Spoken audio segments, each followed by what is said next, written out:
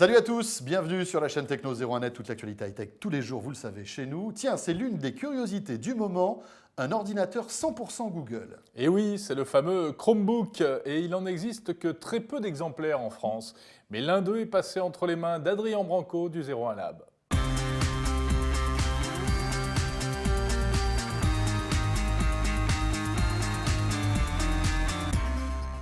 Ça, c'est le premier vrai ordinateur signé 100% Google. Son nom, c'est le Chromebook Pixel.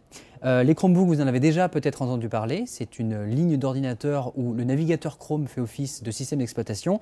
Mais jusqu'à présent, c'était plutôt des machines au rabais, construites par Acer, Samsung, des formes de netbook, des petits PC à pas cher. Là, Google revoit complètement sa copie et fait construire en direct un ordinateur qui coûte 1 300 $.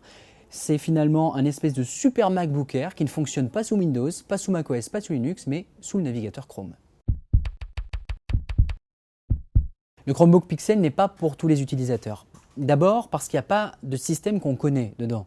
Il n'y a pas Windows, il n'y a pas macOS, il n'y a pas une grosse version Linux. Il y a Chrome OS qui est un système qui est basé sur un navigateur qui est un peu limité.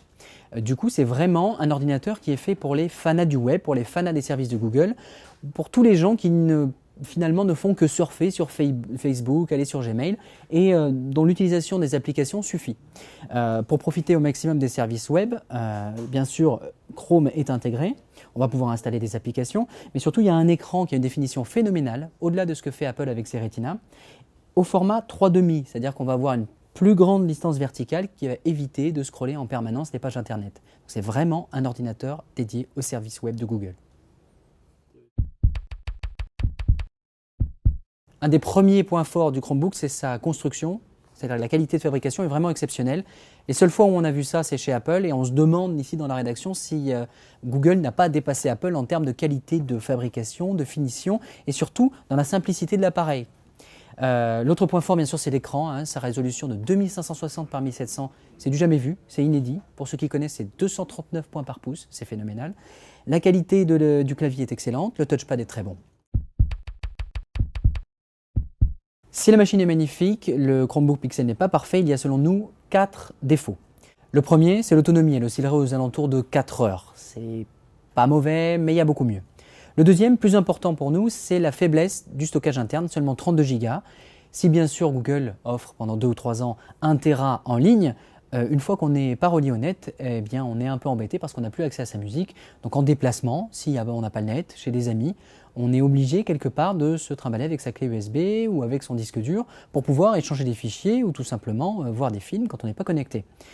Il y a le prix c'est une limite. Alors la machine est magnifique, elle est très bien construite, l'écran est beau, mais ça se paye, c'est 1 300 $. Pour 1 300 $, on peut avoir un PC pas mal du tout, sacrément complet. Et finalement, quatrième défaut, qui pour l'instant est vraiment limitant, c'est le système Chrome OS. Chrome OS est un super navigateur, il fait plein de choses, on peut installer des apps, vous avez l'habitude dans Firefox, dans Chrome, d'installer des apps, mais les applications dont vous avez l'habitude ne sont généralement pas toutes prises en compte. Il n'y a pas de super éditeur de photos pour l'instant, il n'y a pas beaucoup de jeux vidéo. Le système est quand même relativement limité à un usage web. J'achète pas. La question ne se pose pas en France vu qu'il n'est pas encore distribué. Pour l'instant, c'est uniquement le Royaume-Uni et les États-Unis. Si vous avez l'occasion d'y aller et que vous avez envie de jeter un œil, faites-le. Cela étant, vu les limites pour l'instant du produit, à moins d'être vraiment un geek, passionné, amateur de belles machines, pour l'instant, je dirais d'attendre un peu, de voir ce que Google va proposer sur ce système dont l'avenir est un peu moins certain qu'Android. Voilà pour ce tour d'horizon du Chromebook, qui est donc un concept intéressant, original, mais si vous n'avez pas de connexion Internet, évidemment, ça perd un peu de son intérêt. Ouais, n'empêche que cette vidéo, elle était nickel Chrome. C'est vrai. Merci Adrien. Voilà, la chaîne Techno 01net, toute l'actualité high-tech. À très vite. Salut à tous.